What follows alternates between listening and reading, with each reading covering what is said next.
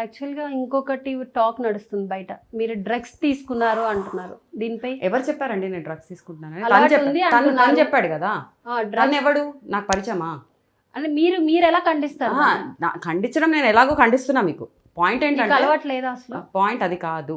నేను డ్రగ్స్ తీసుకుంటున్నానని ఒక third person వచ్చి తను ఓన్గా గట్టిగా చెప్పడం జరిగింది. ఎందుకు చెప్పాడు? ఓకే మీరు తీసుకున్నారు, ఇప్పుడు మీరు నా దగ్గరకు వచ్చి నువ్వు ఒక పిచ్చిదానివి, నువ్వు కుక్కలాగా అరుస్తున్నావు అంటే నేను నిజంగా ఫీల్ అవ్వాలా? నేను అది కాదు కాబట్టి నేను ఫీల్ కాను కదా. తను నేను డ్రగ్స్ తీసుకున్నట్టు అవ్వను కదా. అసలు ఆ క్వశ్చన్ అడగడం రాంగ్ అంట. నేనైతే ఇదే నా ఖండించడం అంటున్నాను కదా, ఇదే నాకు ఖండించడం. నేను తీసుకుంటే నేను బరాబర్ చెప్తా. నాకు అంత ధైర్యం ఉంది, అంత దమ్ము ఉంది. నా సోషల్ మీడియాలో కాదు, నా మూవీస్ ద్వారా కూడా నేను చెప్తా. ఒక సిగరెట్ కొట్టడం జరిగింది, ఒక మందు తాగడం జరిగింది, ఒక క్యారెక్టర్ వైజ్ కూడా జరిగింది. నేను రియల్ లైఫ్లో కూడా అన్నీ చేయడం జరిగింది. It was my choice. What ever it is my choice. నా లైఫ్ మీరు ఎవ్వరు నా బిల్స్ పే చేయట్లే. You don't have any rights to talk about me. Exactly, అది మీ లైఫ్ మీ ఇష్టం. సో ఖండించడం అన్నారు కాబట్టి ఇది నేను నా ఖండించడం ఈ టోన్లో నేను ఖండించాను. ఈసారి అన్ని ఇంటర్వ్యూస్లో డిఫరెంట్ వేస్లో ఖండించాను. ఈసారి నేను ఈ వేలో ఖండించాను అంతే.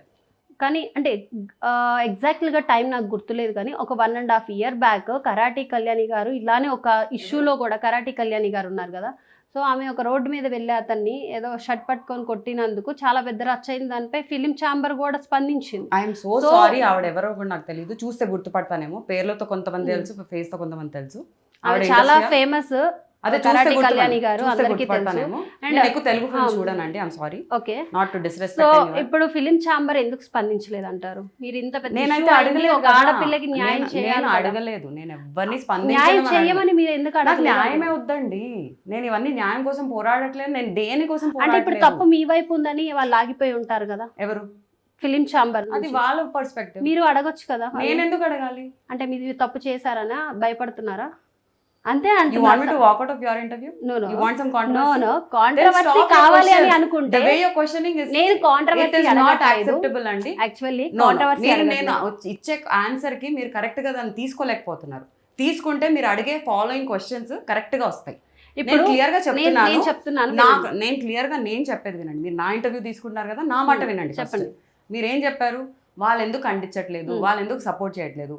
నేనేమైనా వాళ్ళ సపోర్ట్ అడిగానా, మీ సపోర్ట్ అడిగానా? నేను ఎవరి సపోర్ట్ అని కాదు. ఇప్పుడు ఒక ఆడపిల్ల ఫిలిం ఇండస్ట్రీలో చాలా అంచెలంచెలుగా ఎదగడం అనేది చాలా ఈజీ అనేది మాత్రం కాదు. సో తను కష్టపడి పైకి వచ్చింది. ఫిలిం ఛాంబర్ చిన్న ఇష్యూ అయినా కానీ ఒక ఆర్టిస్ట్కి సపోర్ట్ చేసుకుంటూ వస్తుంది కదా, మరి ఎందుకు సపోర్ట్ సపోర్ట్ ఎవరికి కావాలి తెలుసా? కరేజ్ లేని వాళ్ళు కావాలి. నిజంగా వాళ్ళ చుట్టుపక్కల నిజంగా వాళ్ళ సపోర్ట్ లేని వాళ్ళు కావాలి.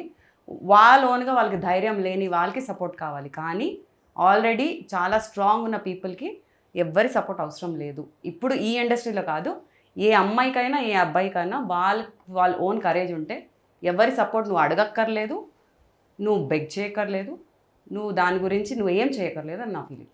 So I'm a courageous person from my childhood. Thanks to my surgery it made me even more Brave girl. So నేను చాలా కంటెంట్ పర్సన్ అండి.